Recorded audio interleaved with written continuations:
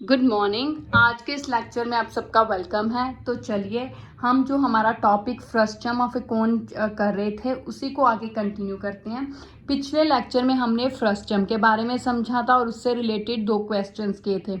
अब उसी एक्सरसाइज 13.4 के 3 क्वेश्चंस हैं और वो करती हैं। ठीक है, तो क्या है पहला क्वेश्चन? कहता a fez the cap used by Turks is shaped like frustum of a cone. मतलब टर्किश लोग जो जैसे ही टोपी पहनते हैं वो ये शक्ल की टोपी होती है, एक तरह का फ्रस्टम होता है। ठीक है, if its radius on the open side is 10 centimetre. मतलब जो नीचे से जहां से हम पहनते हैं टोपी सिर पे तो वो तो ओपन ही होगा, तो उसका रेडियस कितना है? 10 सेंटीमीटर है। तो ये रेडियस मेरे पास हो गया 10। ठीक है, रेडियस आता अपर बेस इज 4 सेंटीमीटर। ऊपर वाला जो बंद है सर्कुलर बेस उसका कितना रेडियस है? 4 centimetre. And it's slant height is 15। ये जो स्लांट हाइट है ये कितनी है? 15 सेंटीमीटर है। Find area of material used for making it. कहता अब कितना कपड़ा इस टोपी को बनाने के लिए लगेगा। ठीक है, कपड़ा या जिस चीज से ये टोपी बनाई जाती है कितना लगेगा। ठीक है, तो देखिए अब सबसे पहले हम ये देखते हैं कि हमें इसमें ऊपर नीचे दोनों सर्कल्स के R1 R2 दिए हुए हैं, दोनों के रेडियस 1 रेडियस 2 दिया है और स्लांट हाइट दी है। तो अब यहाँ पे फॉर्मूला कौन सा लगना है? वॉल्यूम का, कर्व्ड सरफेस एरिया के टोटल सरफेस एरिया। वॉल्यूम तो नहीं लगेगा क्योंकि उसने पूछा कि इस पूरे टोपी को बनाने के लिए जो भी चीज यूज की है, मान लीजिए कपड़े का बनती है, तो कपड़ा कितना लगेगा। तो कपड़ा पहले तो टोपी के चारों तरफ लगेगा। ठीक है, मान लीजिए मेरे पास ये एक टोपी है, एक ग्लास है, तो मैंने इस ग्लास को बनाने के लिए ऊपर से ये ओपन है। ठीक है, उसने कहा है ऊपर से, मतलब ये टोपी अगर ऐसे डाल लेंगे तो ये ओपन है इधर से। ठीक है, तो जब भी जिस चीज की भी टोपी बनाएंगे पहले तो ये चारों तरफ टोपी बनेगी। ठीक है, फिर उसका बेस जो बंद होगा ऊपर वाला हिस्सा वो भी तो बनेगा। मतलब इसका एक तो कर्व्ड सरफेस एरिया, ये 4 दीवारी के लिए कर्व्ड सरफेस एरिया और एक सर्कल का एरिया। ठीक है, ये इस साइड तो ये खुली हुई है, सिर्फ एक ही सर्कल रह गया तो उसका एरिया, सर्कल का एरिया क्या होता है? पाई आर स्क्वायर। और एक ये फ्रस्टम का कर्व्ड सरफेस एरिया। ठीक है, तो 2 चीजें यूज होंगी। ठीक है, तो अल्टीमेटली हम टोटल सरफेस एरिया पता करने लगे हैं, लेकिन क्योंकि ये एक साइड से खुली हुई है तो इसलिए एक सर्कल का एरिया नहीं आएगा। ठीक है, तो रेडियस 1 कितना है मेरे पास? 10 सेंटीमीटर है। रेडियस 2 कितना है? 4 सेंटीमीटर है, यही है। और स्लांट हाइट कितनी है मेरे पास? 15 सेंटीमीटर है। तो अब हमने पता करना है टोटल सरफेस एरिया। देखिए अब ये मैंने खुद गैस किया सिचुएशन से कि हमने कौन सा पता करना है, तो ये खुद यहाँ पे तो कुछ नहीं कहा, यहाँ पे सिंपल कहा कि एरिया ऑफ मटेरियल, कितना मटेरियल यूज होगा उसका एरिया बताना है। ठीक है, total surface area of cap is equals to curved surface area plus area of upper base. ठीक है, ये जौन सा सर्कल बंद है, जिस साइड से बंद है उसी का हम लेंगे एरिया। अब कर्व सरफेस एरिया फ्रस्टम का क्या होता है? Pi L R1 plus R2। और एरिया चाहे सर्कल का लें तो क्या होता है? पाई। अब यहाँ पे क्योंकि अपर बेस 4 वाले का लेना है तो वो रेडियस क्या? R2, तो पाई R2 स्क्वायर। अब पाई की वैल्यू, पाई दोनों में कॉमन निकाल दूं। ठीक है, अब L into R1 plus R2 plus R2 का स्क्वायर, यही है। पाई की वैल्यू यहाँ पे कुछ मेंशन नहीं किया तो 22/7। लेंथ कितनी है? 15 into R1 plus R2 10 plus 4 plus R2 कितना है? 4 का स्क्वायर, यही है। तो 22/7 आगे क्या आएगा? 22/7 इंटू 15, 10 प्लस 4 14 प्लस 4 4 जा 16, ये आ गया। अब 15 को हमने 14 से मल्टीप्लाई किया तो कितना आ गया? 15 इंटू 14 तो कितना आ गया? 210 आ गया।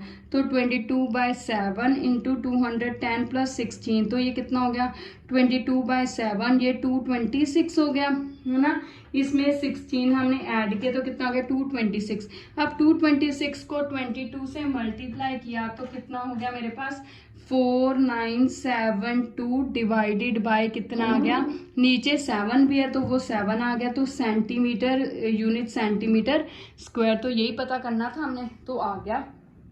ठीक है, इसमें हमने टोटल सरफेस एरिया पता करना है। एक तो कर्व सरफेस एरिया लिया और एक जिस सर्कल का जो बंद है उस साइड का सर्कल, उसका एरिया लिया। तो सिंपल सब वैल्यूज दी हुई थी, फिल की, तो क्वेश्चन हो गया। ठीक है, तो चलिए अगला क्वेश्चन करते हैं। क्या है? तो अब इस क्वेश्चन में क्या कहता है, कहता a container opened from top, उसी तरह जैसे ये टोपी थी ऊपर से क्या है, खाली है, खुला हुआ है, and made up of a metal sheet is in form of a frustum of a cone. मतलब ये एक फ्रस्टम ऑफ ए कोन की शेप में एक कंटेनर है जो ऊपर से खुला हुआ है, नीचे से बंद है, ठीक है।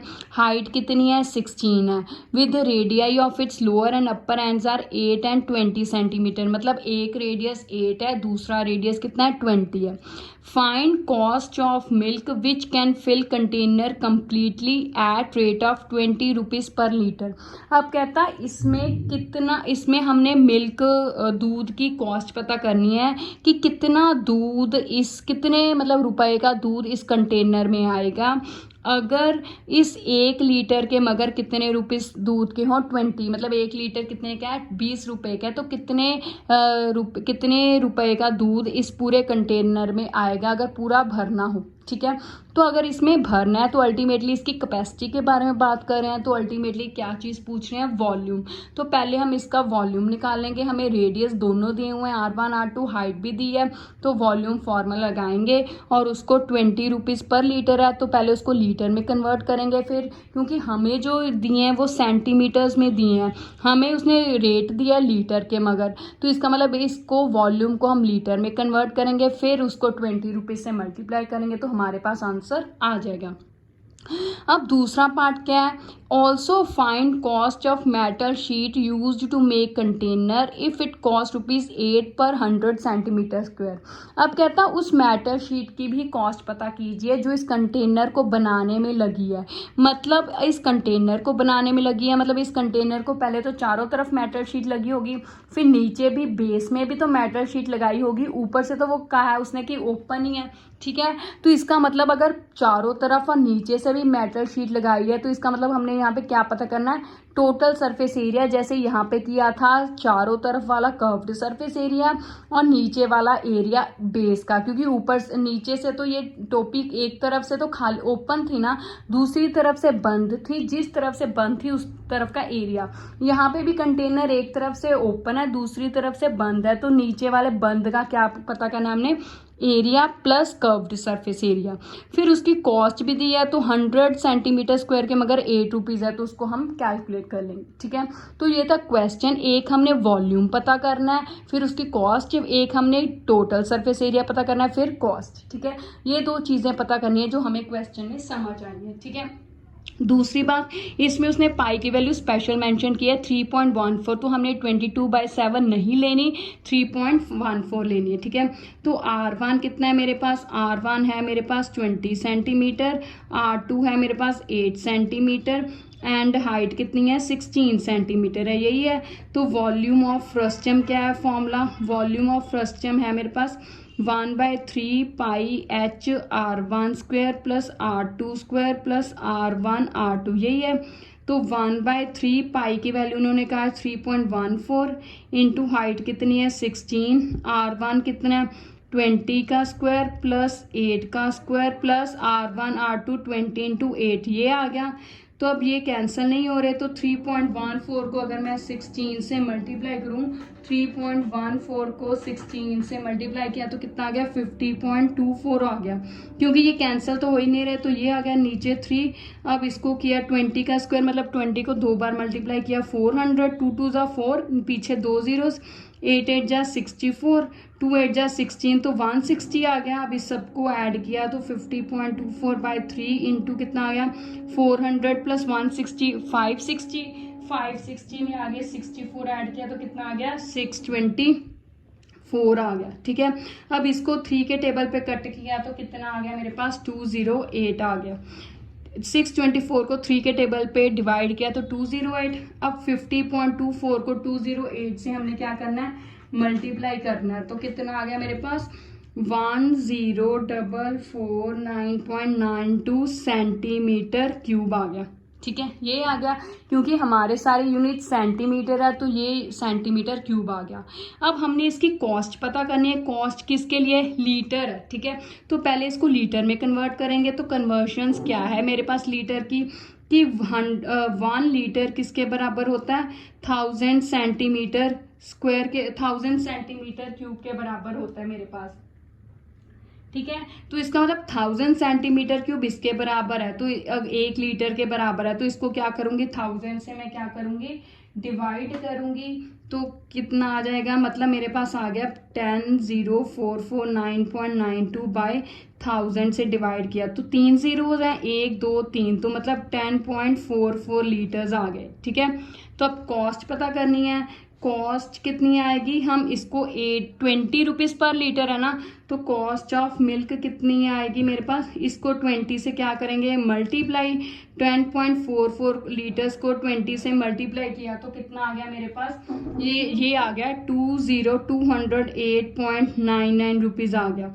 मतलब अगर हम अप्रॉक्स ले लें तो 209 रुपीज़ अप्रॉक्सीमेटली। ठीक है। तो क्योंकि 208.99 है तो अप्रॉक्सीमेटली 209 रुपीज़ ही लग गए। ठीक है। तो अब मैंने सिर्फ अभी तक हमने सिर्फ फर्स्ट क्वेश्चन, इस क्वेश्चन में आगे 2 पार्ट्स हैं। पहले पार्ट का आंसर दिए कि find cost of milk which can fill container completely. तो ये कॉस्ट ऑफ मिल्क कितनी लगेगी, 209 रुपीज़ यही लगेगी। ठीक है। तो अब चलिए ये अब करते हैं हम अपना दूसरा पार्ट। क्या है दूसरा पार्ट वो देखते हैं अब।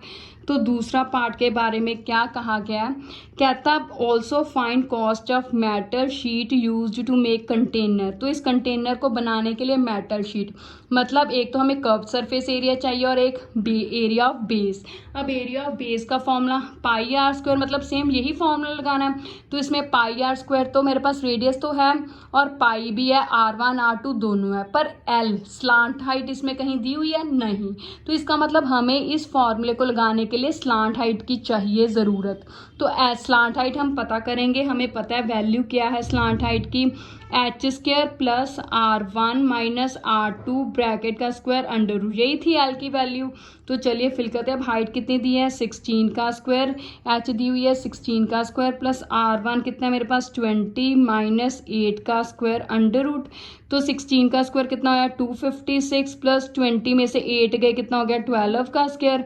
तो ये कितना हो गया 256 प्लस 144 हो गया, ये कितना हो गया मेरे पास 400 हो गया। 400 का अंडर रूट कितना आया 20 सेंटीमीटर। तो स्लांट हाइट मेरे पास कितनी आ गई 20 सेंटीमीटर आ गई।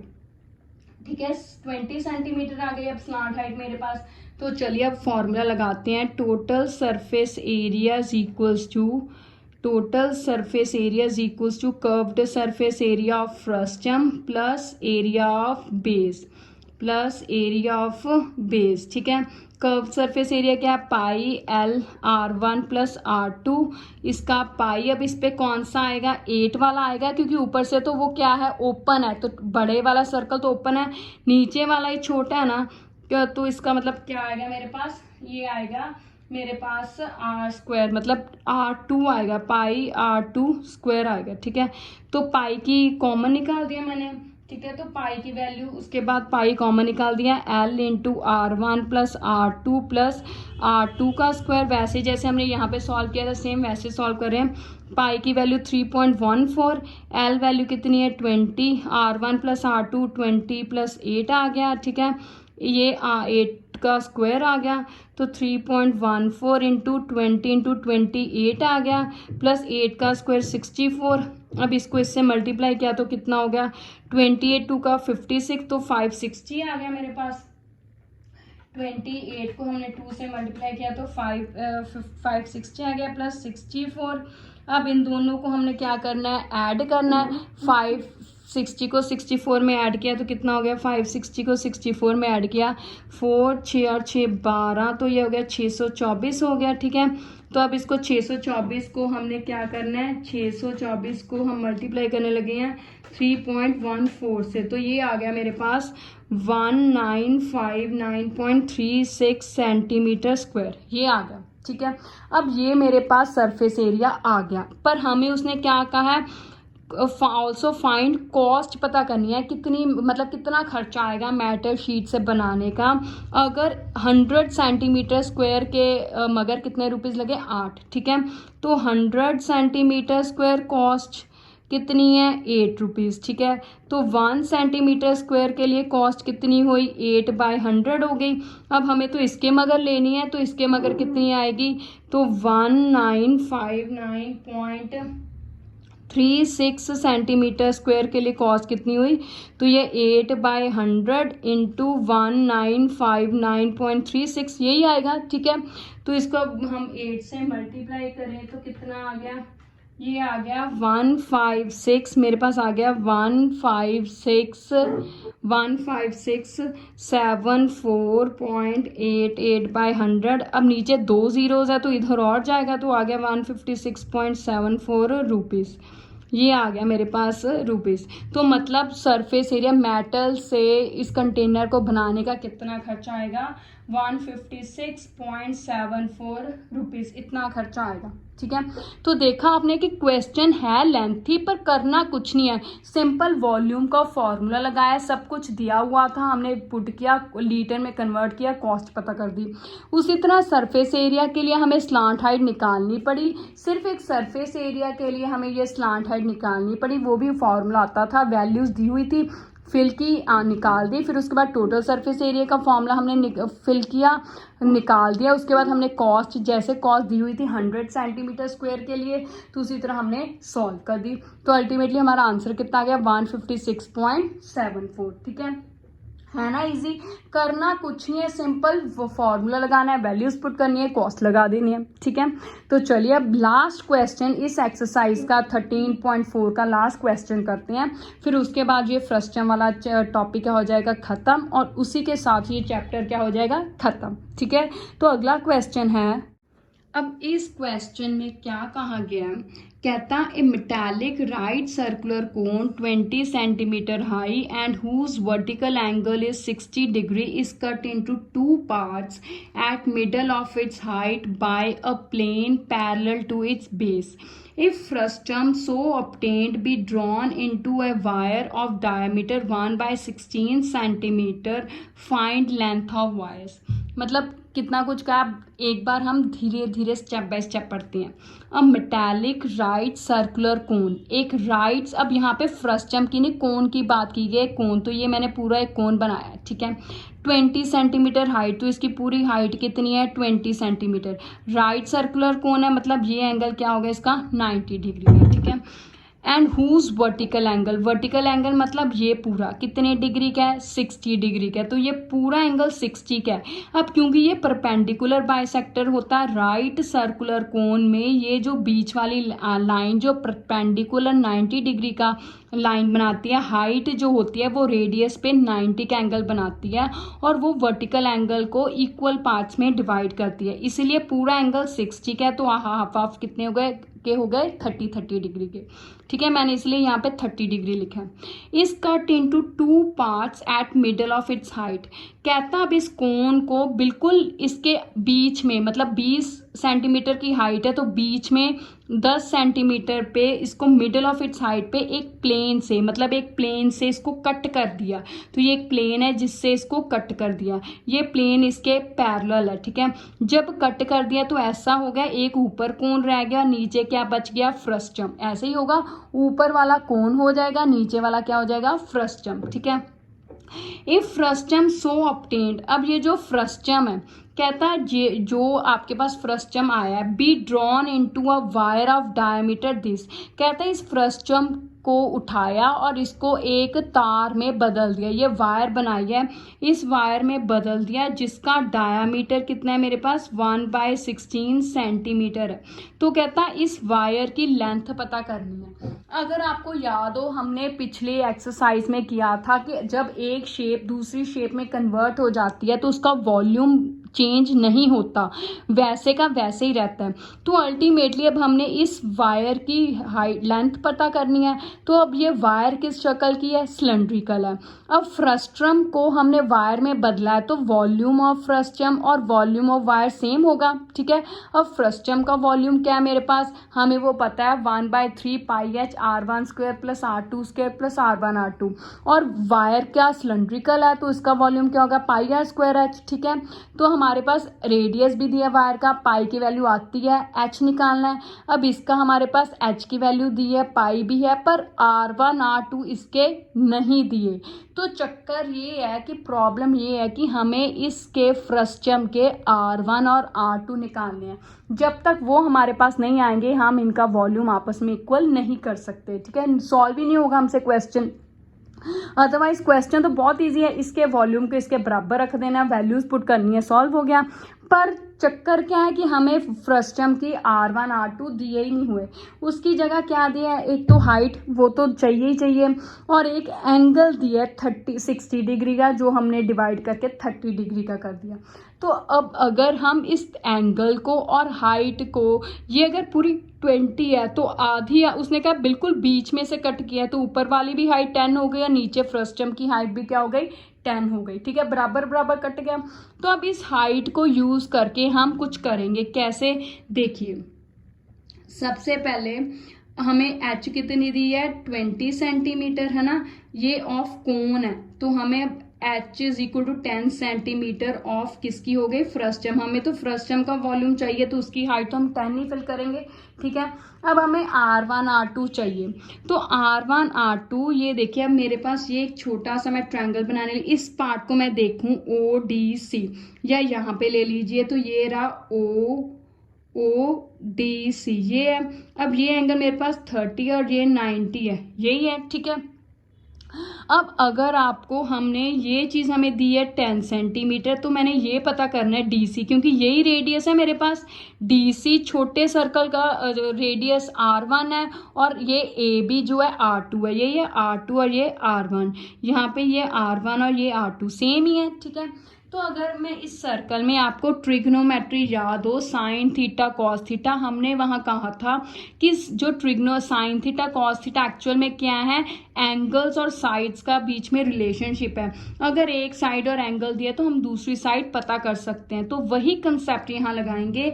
अब हमें ये देखिए OC दी है, DC नहीं दी, हमें DC चाहिए, ये हमारे लिए R1 है, तो एंगल दिया है तो हम इसे पता कर लेंगे, कैसे, देखिए। अब मान लीजिए मुझे ये पता करना है DC, तो इसको मैं ऊपर लिखने लगी हूँ, triangle OCD, DC by OC is equals to DC by OC, ठीक है।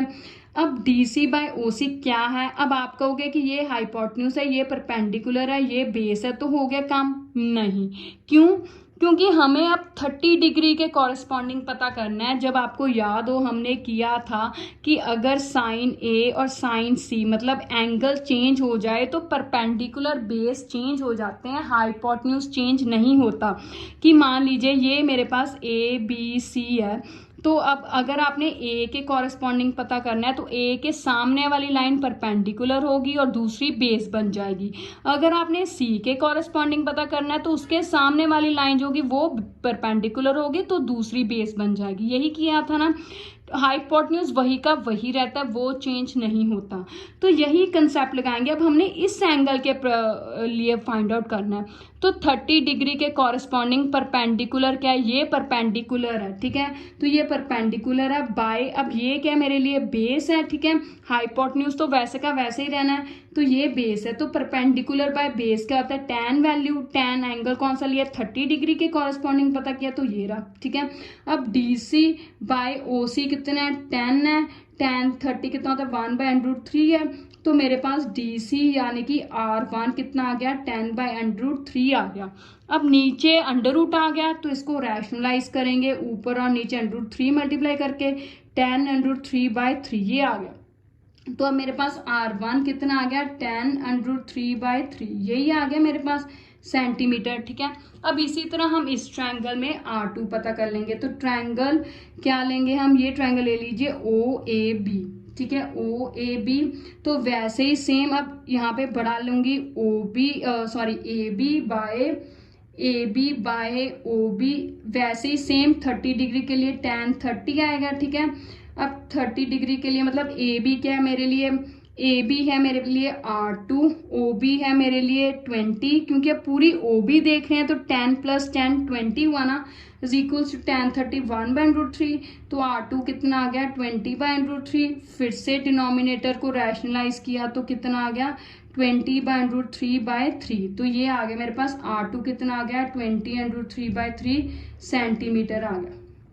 अब R1 भी आ गया, R2 भी आ गया, H भी हमारे पास है फ्रस्टम की, ठीक है। तो वॉल्यूम अब इस जो इसके वॉल्यूम के लिए चाहिए चीज़ें वो सब कुछ है हमारे पास। तो अब इसका वॉल्यूम और इसका वॉल्यूम इक्वेट करते हैं, ठीक है। तो therefore volume of frustum is equals to volume of wire, जो कि कौन सी है, सिलेंडर शेप की है, ठीक है।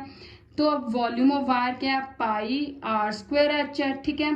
अब वॉल्यूम ऑफ फ्रस्टम क्या है मेरे पास, फ्रस्टम है 1/3 पाई H R1² plus R2² plus R1 R2, यही है, ठीक है।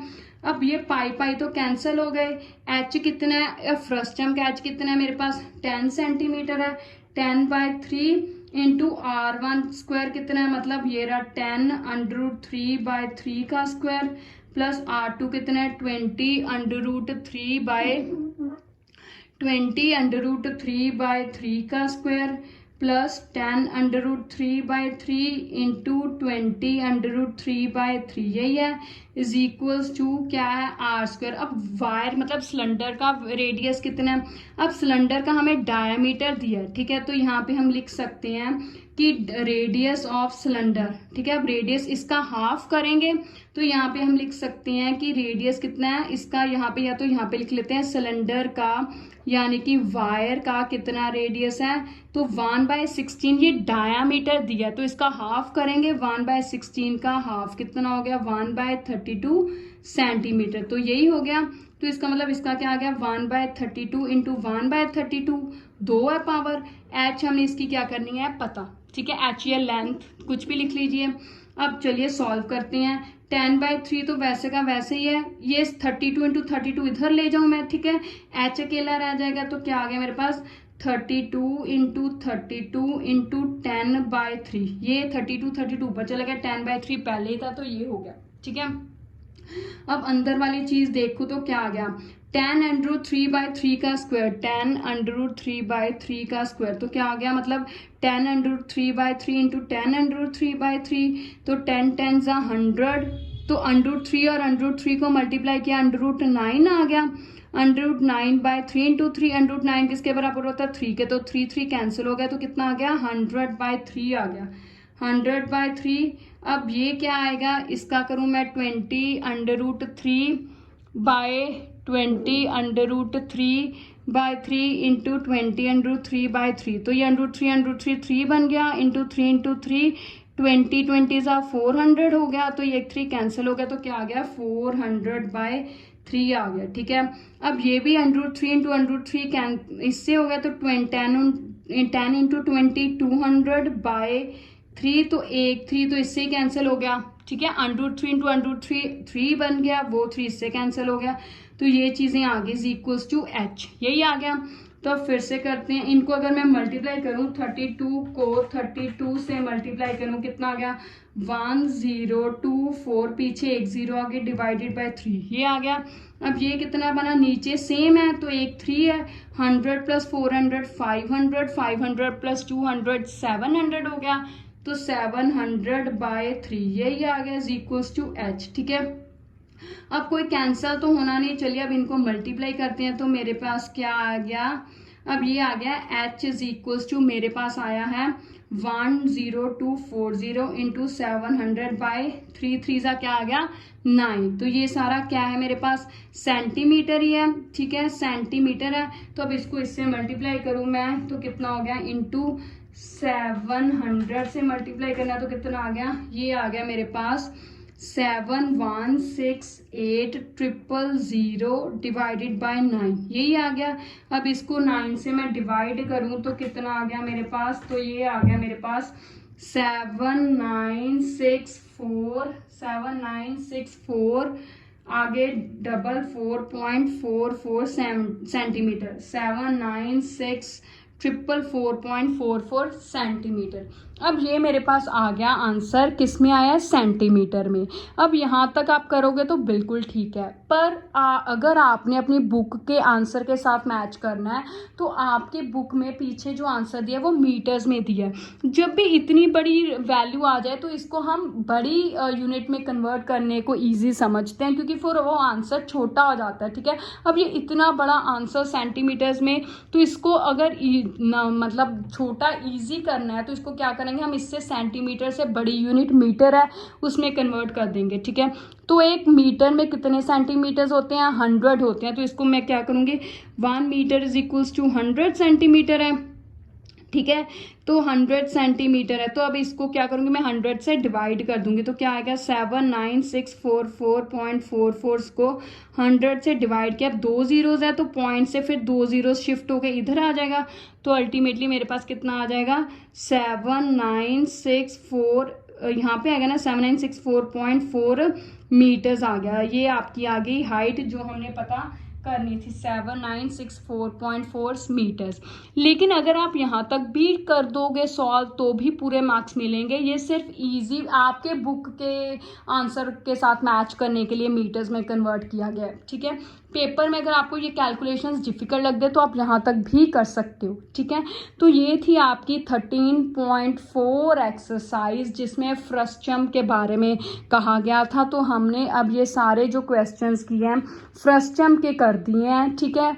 अब इसके बाद आपका ये 10th क्लास का जो चैप्टर है फ्रस्टम मतलब वॉल्यूम्स एंड सॉलिड्स, तो ये ख़त्म हो गया, ठीक है। अगले लेक्चर में मैं कुछ और लेकर आऊँगी। Thank you, have a nice day.